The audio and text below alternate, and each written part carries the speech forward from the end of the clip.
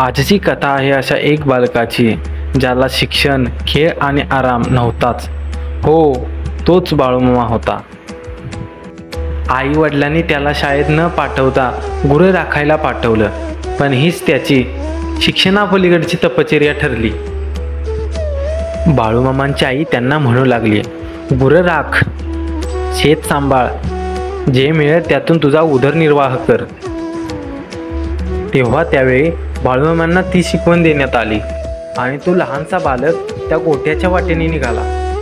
बाळूमामांचे वडील त्यांच्या आईला बोलू लागले, जवळ शेजारच्या गावला चंदूलाल पाटील नावाचा एक शेठ आहे, त्याच्याकडे आपण बाळूला कामाला ठेवूयात। तो जरा त्यांच्याकडे राहिला म्हणजे त्याला कळेल। मग त्यांच्या आई वडिलांनी बाळूमामांना चंदूलाल शेठकडे पाठवायचं ठरवलं। बाळूमामाचे वडील म्हणजे मायप्पा शेती सांभाळत असत, गाडी भाड्यातून जी मिळेल त्यातून कुटुंबाचा उदरनिर्वाह करत असत। जैन गुजर व्यापारी चंदूलाल शेठ अकोळात होते। त्यांच्या घरी बाळूमामांना गुरं राखण्यासाठी चाकरीवर ठेवण्यात आलं। बाळूमामा चाकरी करत होते।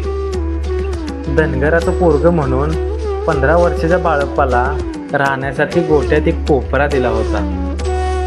त्यावेळी मामांना जेवणासाठी एक थाळी व पाण्यासाठी तांब्या दिला होता।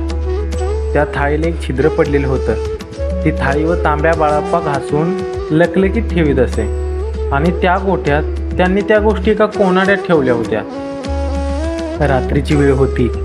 दिवसभर बाळूमामा दमून आलेले होते। शेठजींची आई काही कारणांसाठी गोठ्यात आली। तिला एक नवलपूर्ण दृश्य दिसलं। गोठ्यात दिवा नसूनही लख्ख प्रकाश पडलेला होता। त्या प्रकाशाच्या उगम थाळीच्या छिद्रातून एखाद्या बॅटरीप्रमाणे असलेल्याचे जाणवत होते। ज्या थाळीतून प्रकाश झाला होता तिथून त्या बाईला जैन मंदिराचे दर्शन झाले होते।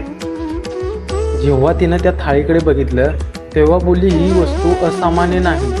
तिने ती थाळी व तांब्या अतिपवित्र वस्तू मानून आपल्या देवऱ्यात नेऊन पूजली। मामांना तिने दुसरी थाळी दिली। ते मामांना अजिबात आवडले नाही। मामा ते काम सोडून घरी आले।